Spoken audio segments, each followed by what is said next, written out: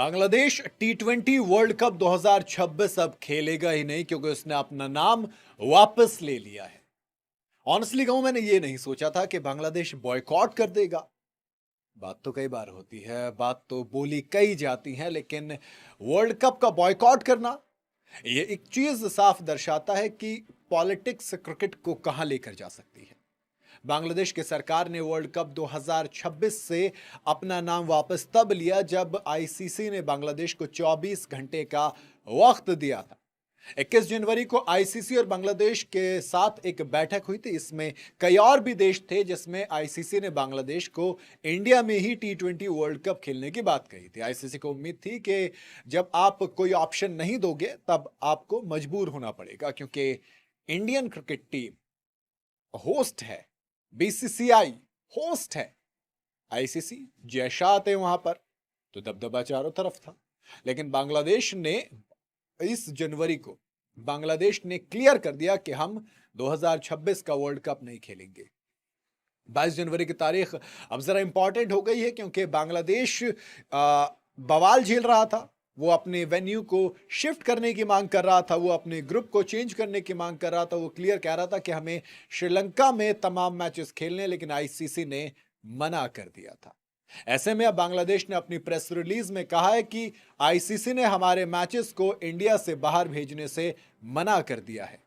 हमें क्रिकेट के फ्यूचर की चिंता है, क्योंकि इसकी पॉपुलैरिटी दिन ब दिन गिर रही है और ऐसे में आप 20 करोड़ लोगों को खेल से अलग कर रहे हैं। अगर क्रिकेट के ओलंपिक में शामिल होने के बावजूद हमारा देश वहां नहीं खेलता तो यह आईसीसी की हार होगी।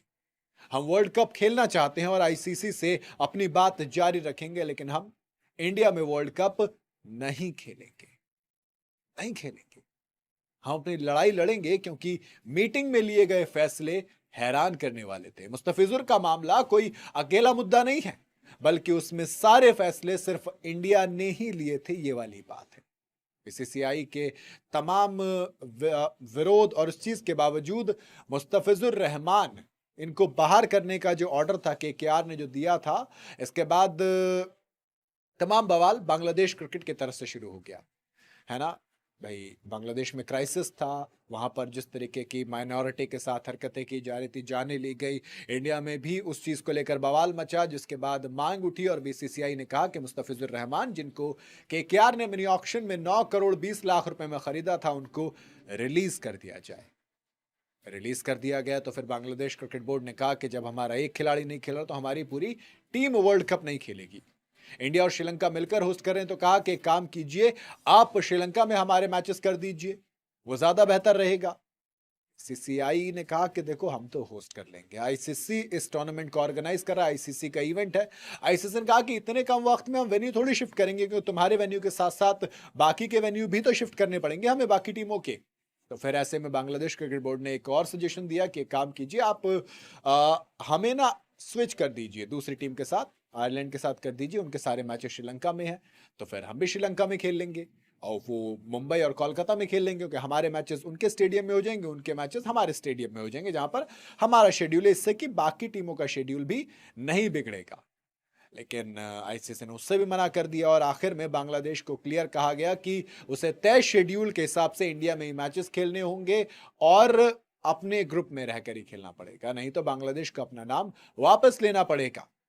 अब ऐसे में लगा कि जब आप नाम वापस लेने की बात करोगे, जब धमकी दोगे कि खत्म करो, वर्ल्ड कप नहीं खेलोगे, तो फिर बांग्लादेश ने क्लियर कर दिया कि नहीं दोस्त, इंडिया में तो नहीं खेलेंगे। सिक्योरिटी कंसर्न्स बताए गए, आईसीसी ने अपनी टीम भेजी सिक्योरिटी वाली, कहा कि इतनी कोई दिक्कत नहीं जितनी आप बता रहे हो। और अब फाइनली ये डिसीजन आ गया कि बांग्लादेश क्रिकेट बोर्ड फिलहाल तो टी20 वर्ल्ड कप से बाहर है। ऐसे में अब दो चीजें देखनी पड़ेंगी। पहली ये कि आईसीसी क्या फैसला लेती है। आईसीसी स्कॉटलैंड को लाने की बात चल रही मीडिया रिपोर्ट्स के मुताबिक कि अगर बांग्लादेश बाहर जाती है तो स्कॉटलैंड को डायरेक्ट एंट्री मिल जाएगी इस वर्ल्ड कप में, उसकी रेटिंग की वजह से। दूसरी डिसीजन, इंडिया के साथ रिश्ते कैसे रहेंगे बांग्लादेश के। बांग्लादेश के रिश्ते इसलिए मायने रखते हैं क्योंकि शेख हसीना को इंडिया ने असाइलम दिया था, रिफ्यूजी असाइलम जिसे कहते हैं, और साथ ही जयशंकर जो हमारे एक्सटर्नल अफेयर मिनिस्टर हैं, खालिद जिया के दफन में भी पहुंचे थे।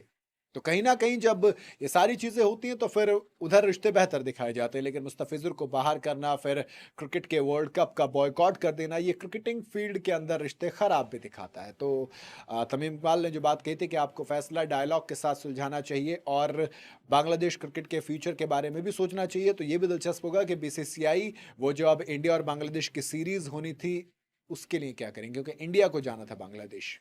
क्या लगता है सीरीज होगी या वो भी कैंसिल हो जाएगी? आप अपनी राय कमेंट में ज़रूर बताइएगा।